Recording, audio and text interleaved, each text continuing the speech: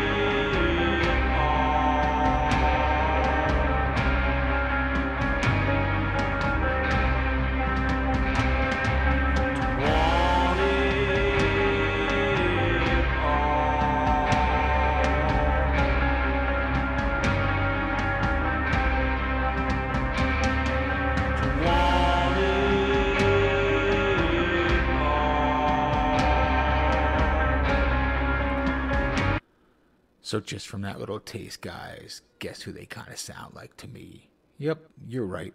Swans, man. This is definitely a Michael Gira kind of vibe, isn't it? I'm going to say it is. Other elements I'm going to say that I'm hearing are bands like Heck Vessel, I'd say Sabbath Assembly, Dead Can Dance, Nick Cave. There's even a lot of Neurosis elements in this. This is really kind of psych rock, pagan rock, mixed with those old school industrial, early industrial elements.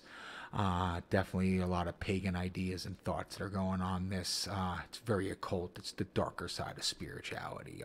It's where this is kind of going. I'm going to use terms like tribal and shamanistic when I kind of listen to this kind of stuff. I hope you guys agree, but kind of has that 70s kind of psych rock, early 80s, early industrial kind of vibes going on it when everything was just being tried and everything was new and dangerous and scary, haunting, a little kind of brooding and dark. Again, this record's kind of massive at times. It's kind of minimal at times. Really kind of makes you think. It's one of those very forward-thinking kind of records, even though it has that older kind of sound and style that works really well with everything. I'm going to play you another track. It's called Century of the Self. It's the final track. There's only 4 songs on this, and it's over 40 minutes long. So tracks go from anywhere from like 6 minutes to 14 minutes. They're pretty damn epic. Let's listen to the track called Century of the Self, and we'll talk a little bit more about it. Century of the Self. Look out for no one else. There's money to be made selling individuality.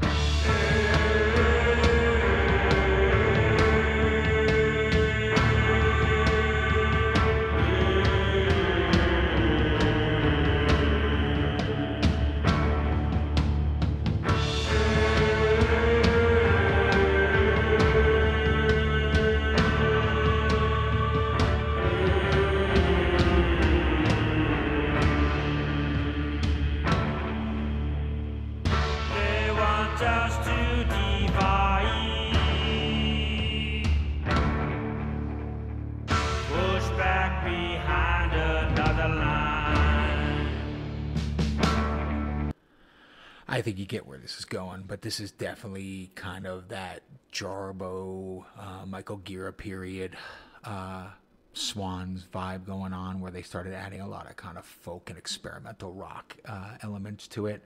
I'm going to say it really reminds me a lot of kind of Nick Cave and the Bad Seeds. It reminds me a lot of Hex Vessel, if you guys like that band.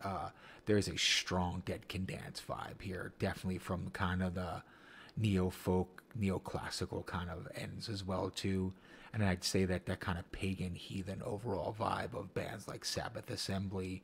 I'd even say like Chelsea Wolfe is a big part of the kind of sound that's going on today with what this is.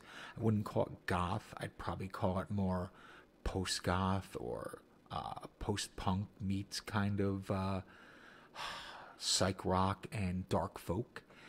With strong industrial elements. Scry Recordings here has got something really, really interesting.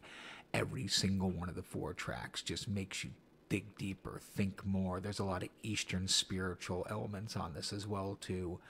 This is one of those very thought-provoking kind of records. And the more you listen to it, the more you're going to get out of it.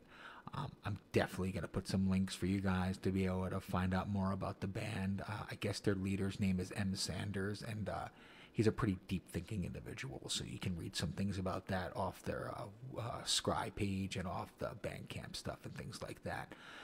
This is definitely going to be a band that's going to make you dig deeper for other music like this. And if I can, like, again, just make a couple suggestions, definitely check out the earlier Swans work. Check out Nick Cave and the Bad Seeds. Check out Hex Vessel, Dead Can Dance, Sabbath Assembly, even Non and Blood Axis. I think the neo-folk elements there are very strong in the same kind of vibe. This is brooding, it's dark, it's massive and minimal at the same time. It's going to really change the way that you look at music if you listen to this record. Again, Clint from The Doorway too. Don't forget to like and subscribe us on YouTube. Really appreciate you every time you do that. Going to get more of these, I'm sure. I kind of want to start going into different directions. This is definitely not a metal record.